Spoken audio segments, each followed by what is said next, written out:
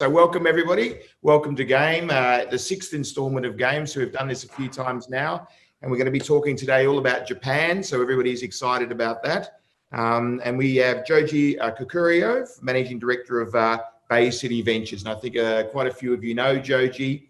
He's a game member himself and has come to quite a few of our sessions. And he worked previously here in Macau, and we've known each other for many years. So I think we're going to have a great little session talking about where are we at in Japan now, because obviously there's a little bit of things, few things have happened in recent times around Japan, and people are asking now, well, where are we going to now in this IR process in Japan? So just before we get into that, Victoria, if you want to put the first poll up, we're just going to find out where everybody's from.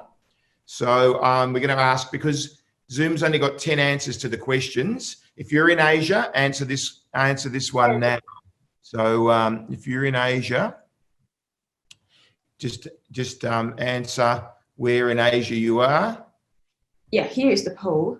There we go. Just click on that. We'll give everyone about 15 seconds to click on where in Asia they're from. And in a moment, we'll have a question. If you're not in Asia, where are you? And we can see the percentages. Okay, we'll give it about another 5 seconds. Okay, Victoria, can you put the answers up? Okay. Wow, so half the people in Asia are in Japan, a quarter in Macau, and then a scattering elsewhere.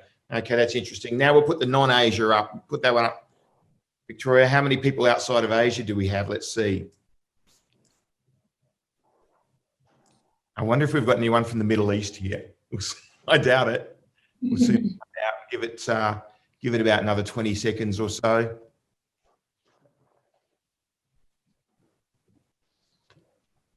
Ten more.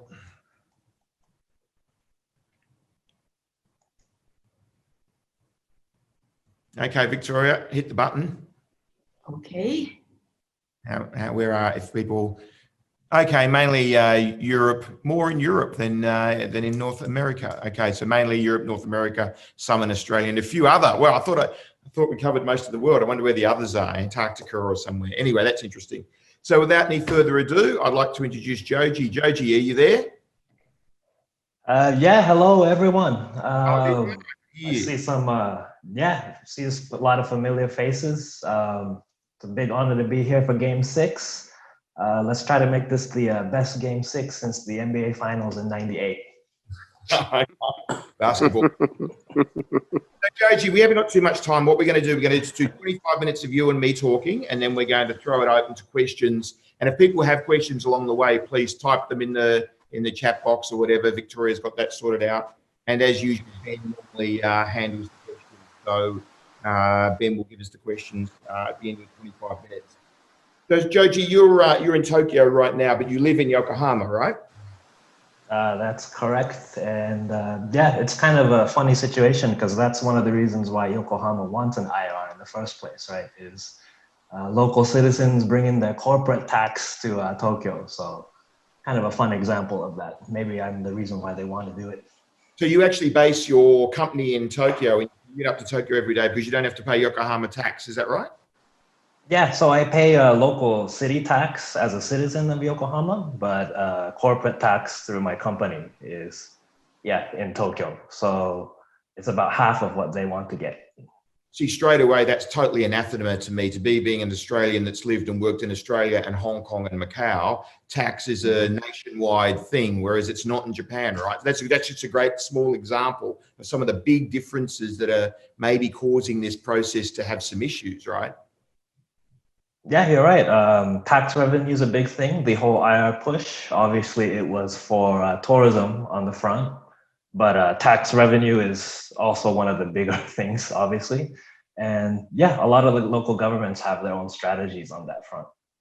So I've scribbled down here some notes, so some general topics for us to cover. So, I mean, just headlines, timeline, obviously everyone's concerned about that, locations, operators, regulations, some other bits and pieces, some cultural and systemic issues. So I guess let's start with timeline, because that's the one that's a bit up in the air now. So the July 26 came and went. What can you tell us about July 26 and where we're at now?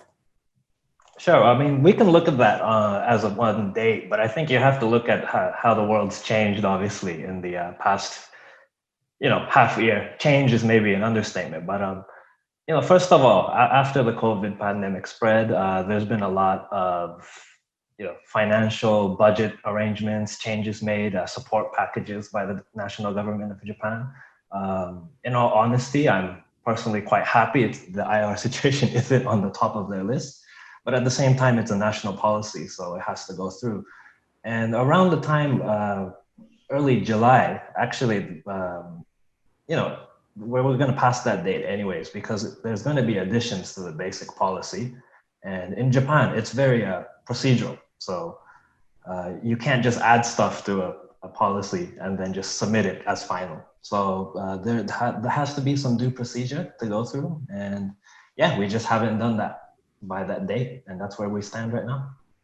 So the thinking before COVID, and we'll get to COVID in a bit more detail later. Sure. I have my own views about how much COVID really has affected this. But before was that July 26 was the deadline. They were going to finalise the basic policy, they being the central government. And then the deadline for submissions was between January and July next year. So that gave from July 26 to the end of the year for operators to get together with the local prefectural city governments, for the local cities and prefectures to select a partner operator and for them to go hand in glove the central government with their application. That was what it was meant to be. Now, what are we looking at now realistically? I mean, nobody knows, but if anybody knows, you probably do. What's the current prevailing wisdom on how it's going to play out? Yeah, for the submission schedule. So I hope, as most people know already, that the local governments and their IR operators or partners have to submit a plan to the national government. And that's after each local government finishes their RFP procedure and chooses their operator. But the key point there is that the deadline for the national submission was originally the end of July next year. At this rate, we're obviously not going to hit that. It's not a very viable date, considering that there's no national policy now. But at the same time, a lot of the things that kind of get missed in the conversation is that it's not as easy as July 31st, you just submit, a package to the central government. You have to pass all the local city governments. You even need the prefectural government council approvals to get that done. So the real deadline for creating a sound business plan, probably May at this point.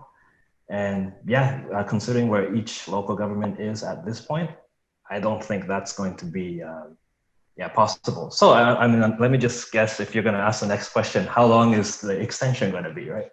So, I mean, there has to be a logic, right, to everything. And I've heard dates from 3-month extensions to 6 years, all over the place. But you just kind of have to use logic in that front. And a lot of times you hear, okay, well, let's say 2 years. 2 years, realistically speaking, what happens in Macau in 2 years? The concession renewals or redos, as maybe might be a better word.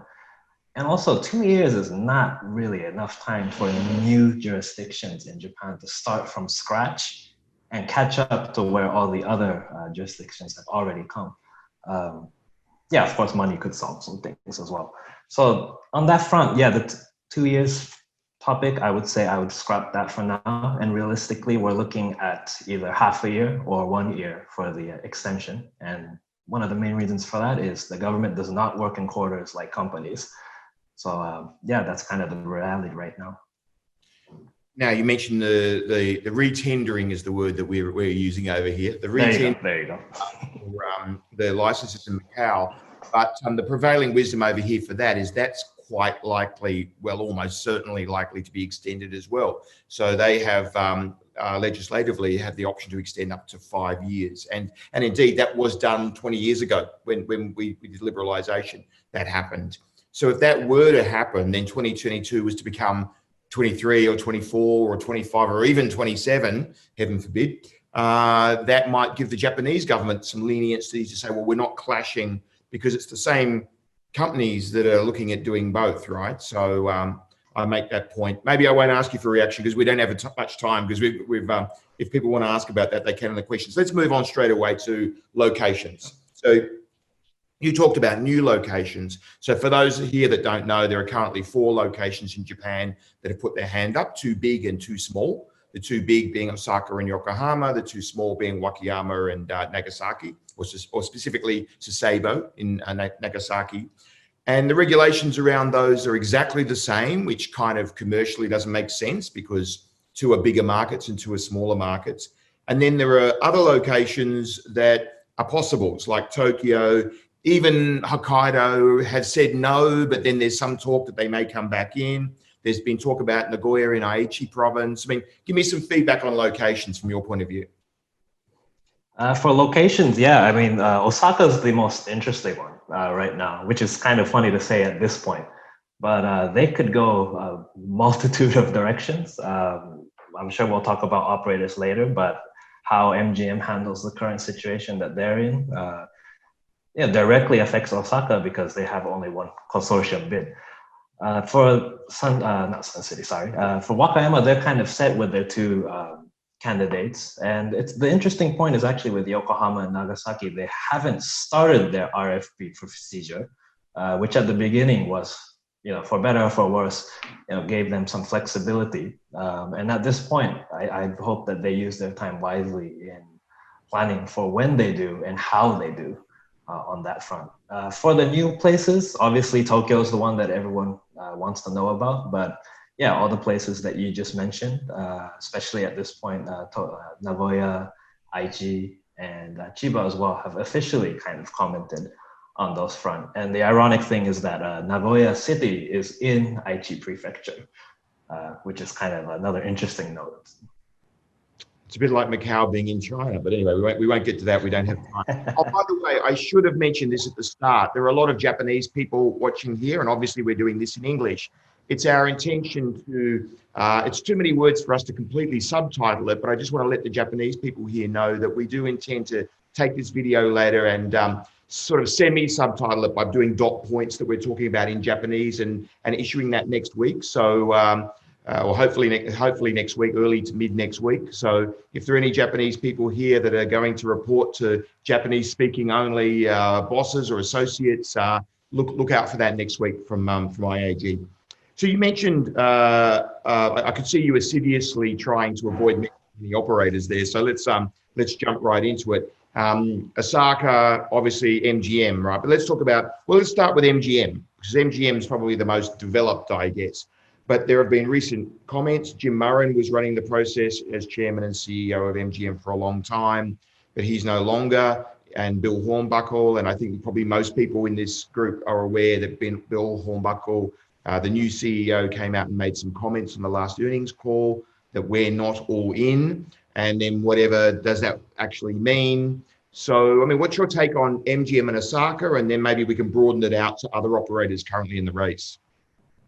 Sure. I think for the corporate side, we know MGM stands. They're very public about their feelings, and yeah, as a listed company should be. But from a Japan point of view, and I think this is one topic that kind of forgotten or maybe hasn't really come to the spotlight up to now, is that there's a reason why Japan's doing this bidding in the local government by consortiums. And so, legally speaking, it could be operator A when you make the bid to Osaka, and you get the right to bid with Osaka. Legally speaking, it could be operator B that comes in when you make your bid to the national government. So it's quite interesting. That's why Osaka is exciting, because even if MGM backs out, if Oryx keeps their hand in, that doesn't mean that whole procedure has to start from scratch. So yeah, there's so many ways that could go. I think people can imagine. It's quite interesting you raised that. From an international point of view, obviously I'm based in Macau, and pre-COVID was going to Japan every month. But I'm seen as an international person, obviously, and people ask, in the international outside of Japan, they think of it as MGM going for a bid, Galaxy going for a bid, Genting Singapore going for a bid, without really understanding that, no, these companies this is a consortium, and only Oryx locally in Japan has officially put their hand up. But of course, there are other companies involved. And from the Japanese point of view, probably they're seeing that as an Oryx bid with MGM attached to it rather than an MGM bid, right? And then Oryx could ship MGM out and put somebody else in just to use them as the example. But that could happen with any of these bids, right? Yeah, I mean, as long as it's one of the main members of the consortium, then for sure. I mean, if it's the one providing tiles or something, then yeah, obviously that doesn't matter. But yeah, right. You're spot on. So that's an interesting take that we've discussed, but nobody's really talking about very much. Anyway, let's continue on, talk about the other operators. So I guess one thing we need to speak about is that a number of operators have expressed, let's say it bluntly, negativity about the process. I mean, it started with Caesars pulling out last year, but that was really because of Eldorado and the merger between Caesars and Eldorado. But then Sands made their announcement, I guess it was around May now, or quite a few months ago. And it was quite a blunt press release that they just suddenly put out one day, expressing publicly what I think they had been expressing for a while privately, which was that, look, we just don't see an ROI on this investment. Now, we'd love to be part of it, but it doesn't add up for us. And then you had recently Wynn and MGM making their comments that they made. You know, Matt Maddox at Wynn saying, look, we were just observing all the time. We weren't really involved, and they have their own issues. And then Bill Hornbuckle, I mean, I don't want anyone to misunderstand, certainly not saying they've pulled out or anything, but expressing some reservations and hoping that Japan would go back to the drawing board a little bit, maybe change some rules and come back to them. Let's talk about those guys first. So what's your feeling? How is that being interpreted in Japan? How is that negativity? We'll get on to the other companies that are still very bullish on Japan in a moment, but let's start with the negative ones. How's it being interpreted locally? Sure. I think I'll comment that on two fronts. One, as you mentioned, just in Japan. Yeah, in Japan, it's being mentioned as the whole industry is just, not very bullish on the market. And that's kind of what it means when Sands pulls out, when Wynn closes their office. And yeah, I mean, obviously it's not a positive point of view. And I think here, and especially with the platform that we're on right now, and a lot of people, including myself, who have done business and have done deals with these companies, know that they're very sound. Maybe some more other than others, especially Sands, where they want a clear return on their investment, and they don't really want verbal promises on that front. And I think all of these operators, not just the ones from the US side, that applies to. So for Sands, I think it's the greatest example is that, their statement was they can't achieve their goals at this time. So what are the triggers that might change that? Is that going to be written promises of no extensions or, not extensions, additions to tax? Is that a new market like Tokyo, or is that just maybe lessen investment conditions from local governments, for example? So there's always a balance, and if it makes sense for them, we all know they'll be back, right?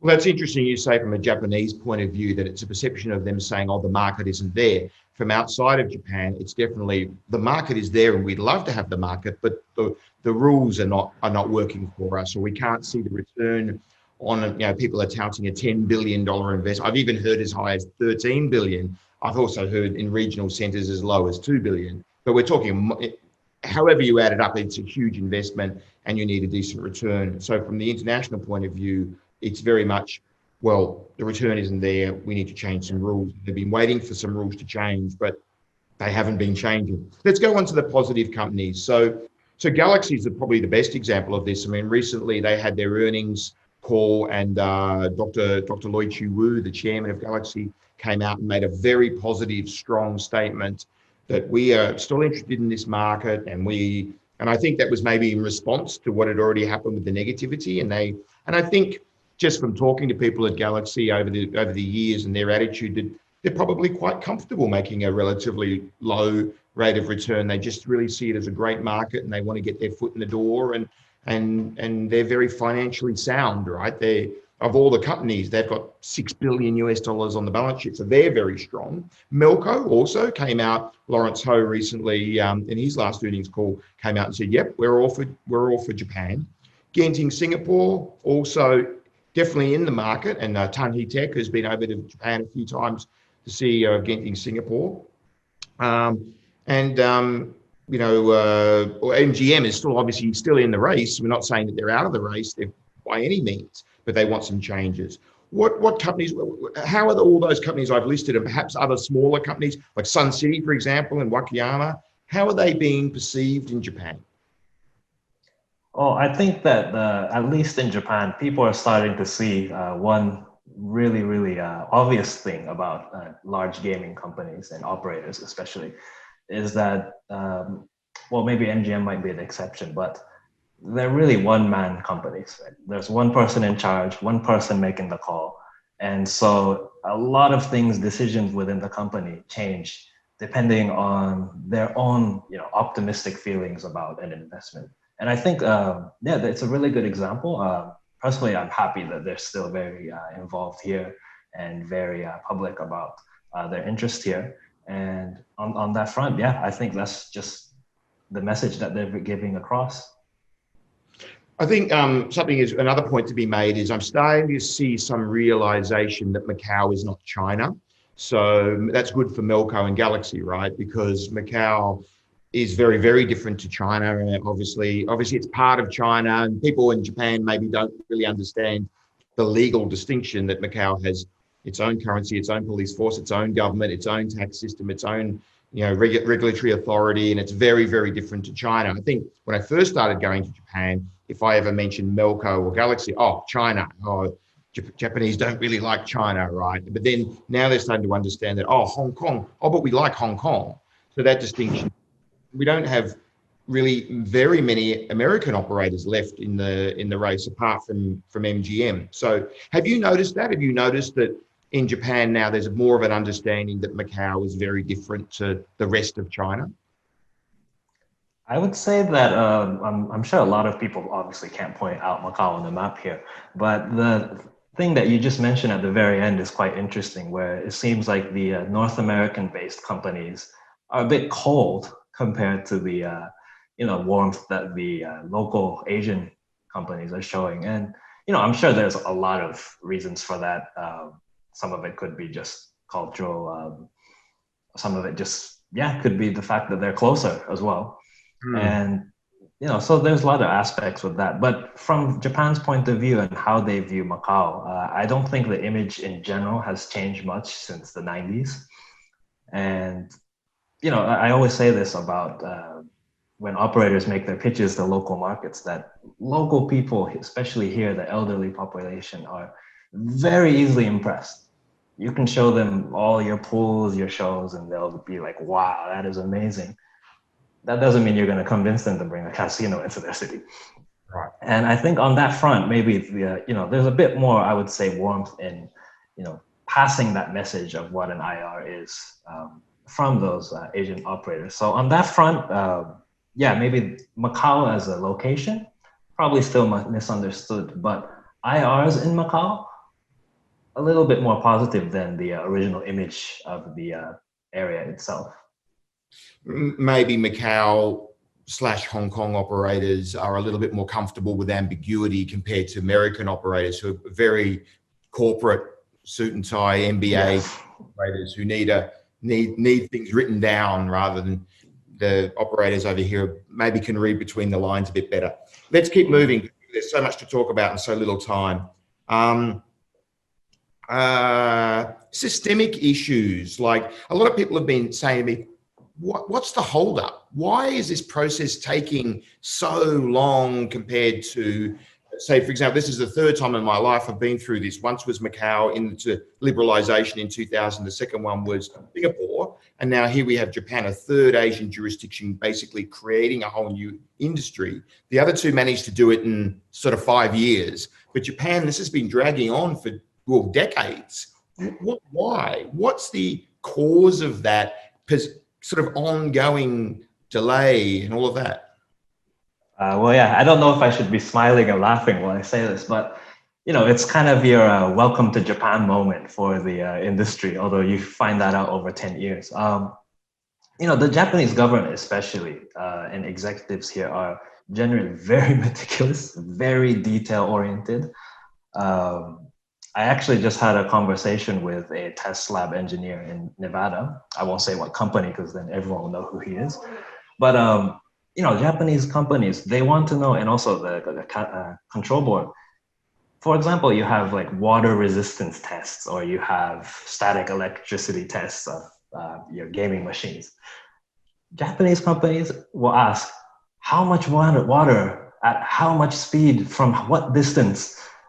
And at the end of the day, you're just testing to see if it can handle a beer that just spilled on the table, for example. Same with electricity. And that's kind of just how things have always been done here. They want to know all the details first before actually making a decision. Doesn't mean that the actual regulations will be detailed, but they bring back the information, look at it, and then make a decision. And that's why you're also hearing topics like, withholding tax, like, oh, Nevada does withholding tax. Oh, what's that about? Singapore has an entry levy. Oh, what's that about? And, you're just kind of taking information from all over the place. And so who's going to be the one to organize that, and who's going to be the one to actually put that in writing is going to be they're going to have the main responsibility in doing this. And that in Japan is a very, very time consuming process. One of the things that's really impressed me about Japan, traveling there so often, is just how everything just kind of works in Japan. And I guess that's a sign of lots of planning, right? And maybe over planning, maybe. So hopefully when these IRs finally do open, then it finally, everything's pretty smooth straight away. Of course, that never is, but hopefully it's a sign of that. Let's keep moving because we haven't got too much time. COVID. So a lot of people are using COVID as a convenient excuse or a real excuse for a lot of things. I mean, obviously Japan, the whole world, we're all in a kind of a mess at the moment around COVID. It stopped all sorts of things.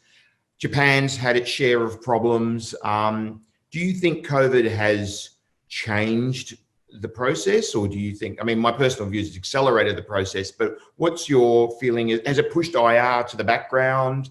How has it changed how they're going to do things? What's your take on that?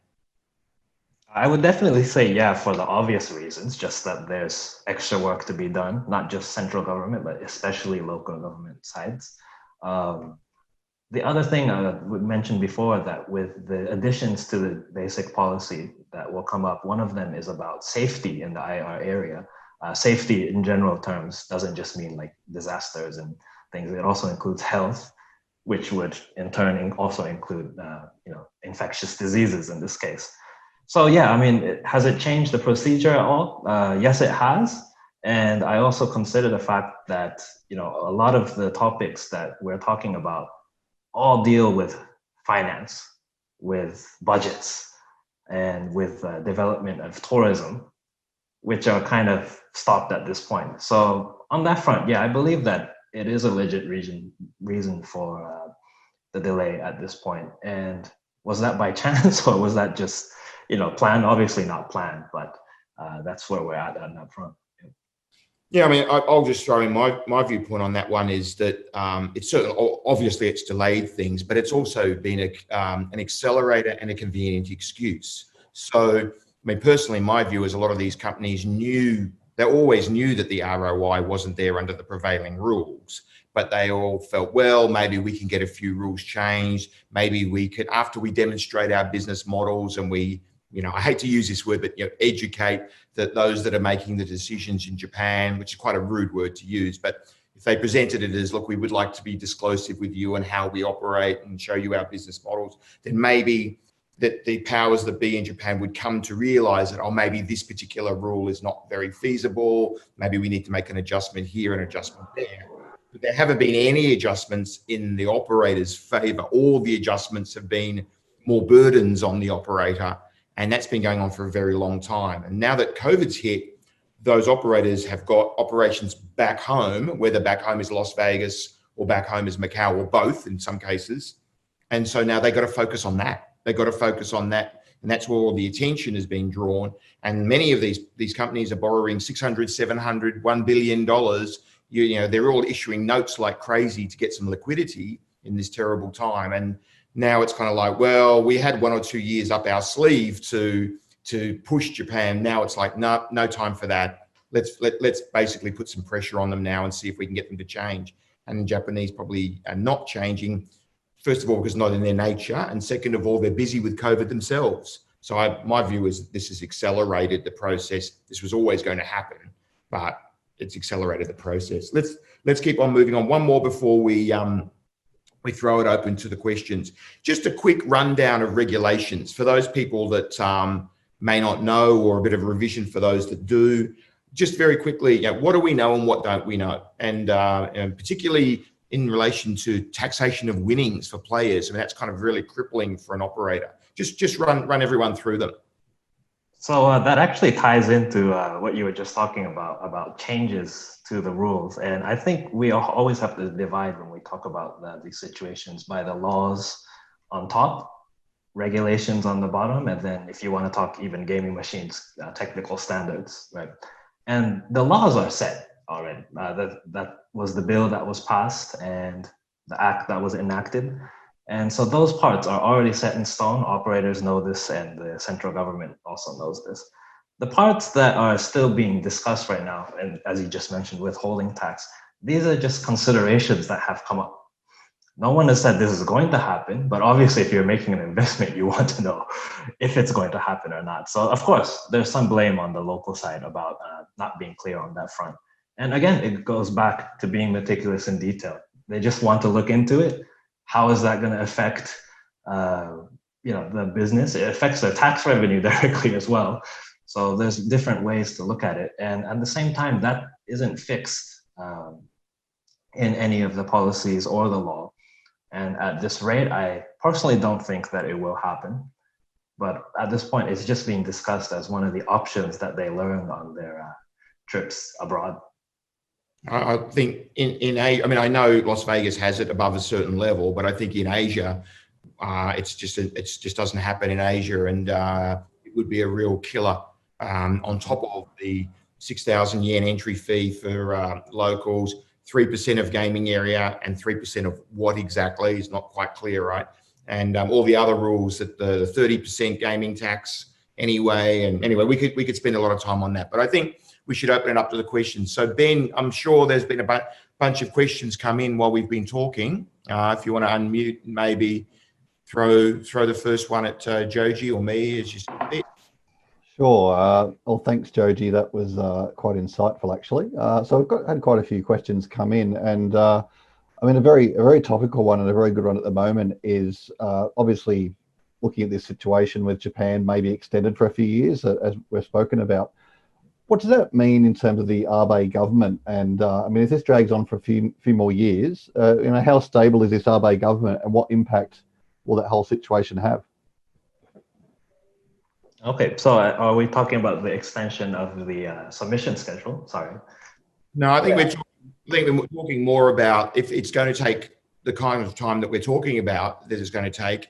How does that align with the Abe government's tenure and when the next election is and that sort of thing? Oh, okay, understood. Well, I mean, in the case, and I hear this a lot of what happens if the prime minister, resigns because he's very ill at the moment, which is probably quite true. But this is already a national policy that has passed through the houses and has been enacted. So unless someone comes up with a new law that makes this illegal, or not really illegal, but nullifies a previous law, this policy itself won't change. Whether or not it proceeds or not is another story. So unless there's another majority party that takes over the central government, and as well as the lower and upper houses, the policy itself will continue to move forward slowly or fast, whichever, I think. So I don't think that we really need to worry too much about whether it'll exist or not in the near future. And that is also based on the fact that there's no very strong opposition party at the moment. And yeah, even if there's a lower house election that might happen this year, could happen next year as well. Yeah, that wouldn't be the only variable to change everything. That would just be one step. So yeah, at this point, I would say that the status quo is quite secure in the national government point of view. Another question here. Due to the recent, the new Cold War, I guess we're talking about relationships here with Japan and China, and obviously that's been shaky over the years at certain times. But The question is, will Japan still be on the white list? Maybe it's the black list of the China Culture and Tourism Authority. And how big an impact will that potentially have in the future on IR operations? Yeah, that's actually a very big question. There's a lot of variables again to this, such as obviously the US presidential election, even in Japan, depending on who becomes a new prime minister next year, for example, if they're very close with China or if they're more closer to the United States, possibly that could make a change. But I would think that just physical proximity wise, I mean, it's very hard to ignore China from a Japan point of view. And especially when we're talking about IRs, I mean, you know, southern Japan, especially like Nagasaki Prefecture, is very close to the northern Chinese market, which is kind of the last frontier in terms of Macau as well. And so, you know, it would be a waste on and not very beneficial to both sides to avoid each other on that front. Now, if it gets into politics, obviously, a lot of it is out of our control. But from a business point of view, I would think that both sides would not, you know, cut ties just because of, you know, the political situation, unless there were action taken. Let me just add something to that as well. I mean, one of the things that surprised me when I first started going to Japan regularly, if you go to the lobby of just about any hotel in Japan, you will hear Mandarin. You will hear a lot of Mandarin being spoken. And China is the biggest source of inbound tourism for Japan by far, I think. Obviously proximity, and obviously China is now the biggest outbound tourism market in the world, right? Over 100 million people per year. So even though you do hear about these Japan-China tensions, in practice, I think Japan is a very high on the list of desirable locations for Chinese to go to when they start doing international travel. The other aspect of this is, and it's an interesting one, Joji, maybe you could quickly give your take on this, is will IRs in Japan, how much will they be fed by a local market and how much will they be fed by a VIP market, which is essentially, let's say, to all intents and purposes from China, right? And then, you know, for VIP market in Macau is very important. VIP market in Las Vegas is almost non-existent. So and the other thing you hear as well is people say, oh, but I never see Japanese playing. Like in Macau, I never see any Japanese. I see a few Japanese in the Philippines and I see a few in Korea, but it's kind of a small market. Oh, Japanese aren't really players, but actually they are players, right? There is a strong playing market, but they just don't tend to travel overseas to play much. So what's your take on both of those questions? That's actually quite interesting. The US obviously doesn't have a big, you know, VIP market locally. And to be honest, the same could be said for the Philippines and Korea and Macau as well. But, you know, it's always the inbound VIPs that are all a business. And, you know, that's for obvious reasons. I think the same situation will happen in Japan as well. And regarding the player distribution, it's very different for regional markets and the metropolis area, obviously, just because of the population. So the biggest the variable at this point for them would be the gaming regulations, actually, of what kinds of transactions are allowed, what kind of, you know, tables are allowed. Will there be, you know, maximum bet rules? You know, will there be, you know, there's a lot of things that aren't decided yet on that front. But if a regional market was expecting a lot of local players, that would be a miscalculation for sure. And I think at the same time, if you consider a lot of the hurdles for Japanese to play in the casino, not just the entry levy, but, you know, the mic number card identification, which still only 16% people have in Japan. You know, it's really hard to make that the base of your business. So initially, I would say the first few years, the target should be the foreign market and high-end players from the foreign market. And then over 5 or 10 years, you try to develop your local business or local mass customers. Okay, we're going to move on to something completely unrelated to that, Joji. I've got a question actually about online gaming in Japan, which is pretty relevant in the current environment. We've got likely a delay on the IR timeline in Japan. And right now we've got everybody doing everything online. I guess a lot of people don't know a lot about the online gaming industry in Japan, but can you talk a bit about sort of the size of that market? And, you know, as it potentially grows, what are the sort of regulatory risks around that?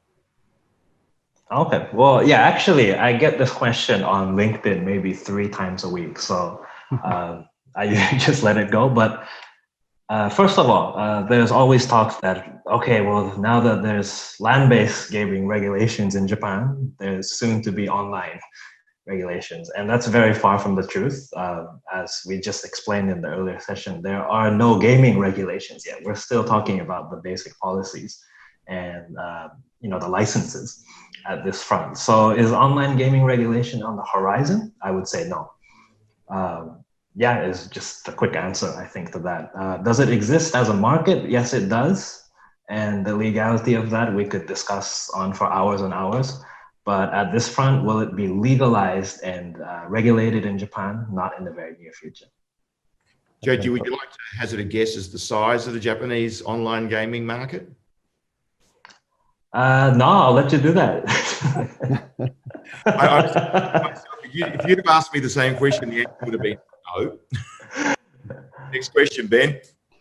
Yeah, actually, this sort of goes back to something that the two of you spoke about earlier, which is talking about the Macau concessions coming up in 2022 and the fact that that can potentially impact what's happening in Japan. I just want to expand on that a bit more, why it's potentially going to have such a telling impact on the Japan IR timeline. One for you, Joji. Sure. Well, yeah, I would say that, the quite obvious thing is that if you have operators that work in both markets, it's part of their whole business plan. So if the major operators that the Japanese government wants to bring or the local governments wants to bring, then it would be in their best interest to make sure that it doesn't overlap with something that's, quite heavy of a burden on the main company already on that front. So that's kind of just the simple answer for that. Funny, the four companies that I mentioned before, the four sort of big companies I mentioned before, well, MGM, Galaxy, Melco, and Genting will all be involved in that Macau process, including Genting, because, well, first of all, the first three, because they're already there, absolutely Genting will be trying to get a license. I mean, we could talk about Genting and their problems that they've got right now, again, Genting Hong Kong, but we don't have time for that. But if you are interested in that, just go onto asgam.com, onto our website, and you'll see all the story. Had to get a plug in. And also all of them will be involved in that process. Actually, we haven't mentioned Hard Rock. And Hard Rock obviously was very interested in Hokkaido. They had an office in Hokkaido. They're serious about Japan. There's no doubt Hard Rock is serious about Japan. And they've got Ed Tracy, Inato Machida, and the great Ed Tracy's great respected guy with former CEO of Sands China Limited. And Hard Rock isn't impacted by that Macau process unless they decide they want to throw their hat in the ring when the Macau retendering comes. So that could be a little advantage for them. I mean, who knows if they're looking further afield from Hokkaido now that Hokkaido have said no. I'm sure if Hokkaido went back and said yes, they definitely put their hand back up again. So there's that one there. I mean, even Sun City and Wakayama, when the relicensing happens in Macau, don't think that Sun City won't be trying to get a license. Of course they would. Why wouldn't they try? So I think every single company that we've listed, other than perhaps, you get down to companies like the new faces like, Oshidori and companies like Success Universe and Current. When you get down into those companies, maybe not, but they'll all be involved in that. Anyway, Ben. Just a question for Joji. I mean, Joji, you've probably been one of the most confident to come out and say that Las Vegas Sands will be back. I think you're the first person actually in something you sent out to us that actually stated that quite matter-of-factly. Why do you say that with such confidence? Going back to the words I use, I'm pretty sure I said that we know they'll be back if it makes sense for them to be back, which is, and to be honest, I think it was a call that they had. I don't remember if it was like an annual report or something where after all the this thing about the regulations and everything, which, might be well deserved, that Sheldon Adelson did mention that, if it makes sense and it adds up, the numbers adds up, then they will come back. And I think that's just in their nature as well. I mean, why would you not? So again, it's just a question of what's the trigger for them, and what's the line where they would say yes, whereas right now we're at a no. Well, I got two follow-up questions to that directly. Sorry, Andrew, I know you're about to say something, but you can still say that after this question. Are you talking about ROI there? We know SANS have always, they're pushing north of 20% is what they want. But is that unreasonable? Do you think that operators heading into Japan need to maybe just revise down their expectations a little bit? Well, I would say that when you have an unclear situation, what you always do is put in the most negative variable you get. So let's say if you don't know what all the taxes are going to be, then you try to put in a really, really bearish number and see if it works out for you. And I think that's where they're at right now, where they're considering, okay, we have to consider there might be withholding tax. We might have to consider that there might not be many local players. And so if they can work to make the numbers work on that front, and it's not just the taxes from the central government, it might be the requirements from local governments. So the examples we've seen are Osaka, Yokohama so far, where there's been comments about some of the conditions for making a bid for them. So on that front, yeah, it would definitely be a calculation. And as you mentioned, the 20% ROI expectation, if it can't be met, then there still might be some, leeway around it, whether it's branding or just optimism. Ben, I will jump in. So SANS, my comment would be SANS EBITDA margin in Singapore is 50%, which is an outrageously good number, right? Good luck to them. I'm not criticizing them. Well done, well done, Sheldon. In fact, some years it's even 52, 53%. So SANS built SANS Macau and opened it in 2004 and paid for it within 9 months, 10 months, or 1 year, depending who you ask. So this is not a company used to making 3%, 4%, 5%. Yeah, so that, I would say on that. The other thing I would say is that if the ROI is going to be very low, probably the most suitable, and I've said this to a lot of people, the company that probably has the biggest appetite for that would be Galaxy, because they have their own cash. So their cost of capital is lower than everybody else's. I mean, all of them, even SANS, has been issuing 700 million in notes, 1 billion in notes, 600 million in notes. Oh, let's do another 500 million in notes, because they're borrowing at the moment at 5%, 6%. You haven't seen Galaxy doing that. Why? Because they got $6 billion in the bank, $6.25 billion US dollars in the bank. So their cost of capital is much lower than the other companies, and they're keen to expand internationally.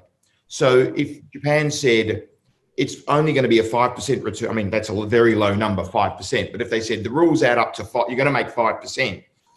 The one company that might go, well, we don't love it at all, but we'll do it, would be Galaxy, thinking, well, maybe in 7 years when the second round comes along, we'll then be in the box seat for another one somewhere in Galaxy. Yeah, in Japan, sorry. Anyway, that's my comments on that. All right, well, we're getting close to time, but I've got a final, a two-part question related to the same topic. So Joji, Tokyo. Is Tokyo going to come into the race? And second part of that question is, if they do, how does that affect everybody else? How does that affect Yokohama? What happens if Tokyo comes in? Sure. Will they? I was a bit more confident on answering that question maybe about 2 weeks ago, to be honest.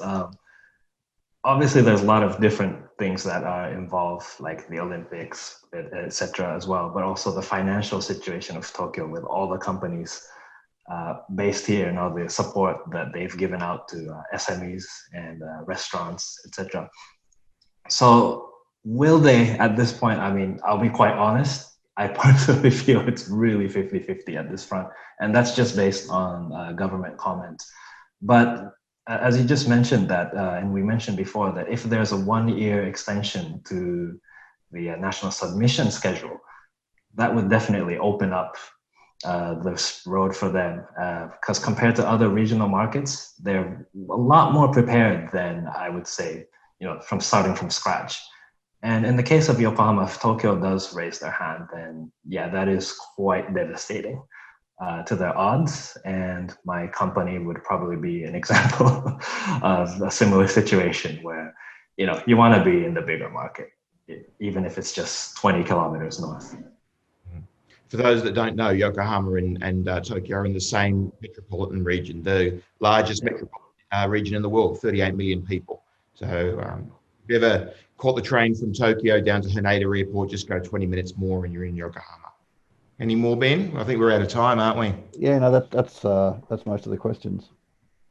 Excellent, excellent. Now, I was meant to put a couple of polls up, so let's put them up now. So, Victoria, have you got those two quick polls? We've got a couple of questions that just so that we can understand who listened to this. So you might be interested to see who's listening. Victoria, go up and put the. There you go. Which best describes you? Are you working for an operator company, working for a supplier, or other? I suspect there's going to be a lot of other, because there's probably a lot of media, and there's a lot of consultants, and there's a lot of lawyers and accountants. Let's see how it plays out. So we'll just give it another 5 seconds or so. All right, Victoria, let's put it up. Oh, there you go. Yeah, so roughly half, quarter. And the last one, bit of a fun one. Well, if she's changed it, put the last one up, Victoria. There you go. When do you think, after listening to our little talk, when do you think it'll open? And I wonder if anyone's going, not in my lifetime. Never. Let's give it another 5 seconds. All right, Victoria, what's the answer? You guess. I don't know. Put it up. Put it up. Okay, everyone went for the middle, 2028. Well, I mean, there were people saying, remember Osaka was originally going for the Expo in 2025. That's definitely not going to happen. So, okay, well, we're definitely out of time. And thank you, everybody, for joining. There is a short after lounge. If you want to stay in the room, a few people can have a little bit of a chat. And we will see you the next time we run a game event. Please just go check out, it'll be publicized on IAG, be publicized on iaggame.com. If there's any media, Japanese media that would like to get in touch with me, I would love to speak to you, would love to help you report on the IR industry in Japan. I know you have a very difficult job because it is not well understood in Japan, and we didn't even get a chance to touch on public sentiment, which is another big issue. So thank you all for being here, and we'll see you the next time when we do Game 7, which we will announce on IAG. So thanks everyone for being here, and we'll see you next time. Thank you, Joji, for your time. Yep, thank you very much. Okay, bye everyone.